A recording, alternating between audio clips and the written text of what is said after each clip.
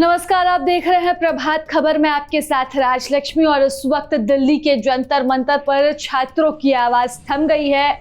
जो उनकी मांग थी शिक्षा मंत्री का इस्तीफा, तो बतौर शिक्षा मंत्री धर्मेंद्र प्रधान ने अपना इस्तीफा सौंप दिया है। राष्ट्रपति ने इस्तीफे को स्वीकार कर लिया है और प्रहलाद जोशी को जो है वो अतिरिक्त शिक्षा मंत्री का प्रभार भी मिल चुका है। लेकिन झारखंड में बच्चों की आवाज, बच्चों की मांग एक बार फिर जो है वो जोर पकड़ रही है। जोर इसलिए पकड़ रही है क्योंकि 14वीं जेपीएससी में धांधली की बात सामने आई है। कई सबूत मिले हैं और जेपीएससी की परीक्षा नियंत्रक की गिरफ्तारी और उसके बाद जिस एजेंसी ने इस पूरे परीक्षा के आयोजन का टेंडर लिया था उसके मैनेजर की गिरफ्तारी और यहाँ पर अभय तिवारी की गिरफ्तारी के बाद कई राज जब सामने आए तो हर कोई बहुत चक्का रह गया और सोचने को मजबूर हो गया कि आखिरकार झारखंड की जेपीएससी और जेएसएससी सीजीएल की परीक्षाओं में चल क्या रहा है।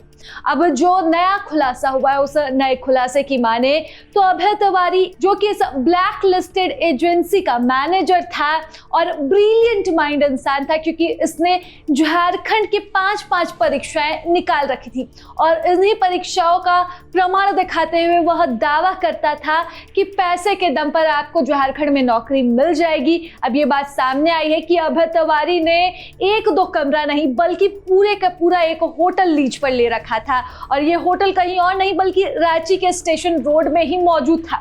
और स्टेशन रोड के इस होटल को 2021 में 11 महीने के लिए लीज पर लिया गया था। सीआईडी को शक है कि इसी होटल में धांधली के पूरे काम होते थे, यानी कि चाहे वो सेटिंग गेटिंग की बात हो, परीक्षाओं की तैयारी हो, ये तमाम तरह की चीजें, मीटिंग्स, सभी चीजें इसी होटल में होती थी। और अब सीआईडी इसी होटल की तह तक जाएगी, यहाँ पर विजिटर्स लिस्ट देखेगी और इस लिस्ट से ये पता लगाने की कोशिश करेगी कि 2021 से अब तक कौन कौन इस होटल में आया, अभय तिवारी ने किससे किससे बात की और सेटिंग गेटिंग का क्या खेल चला है। आपको ये भी जानकारी दे दे कि अभय तिवारी की 2 सहयोगियों की यहाँ पर गिरफ्तारी हो चुकी है।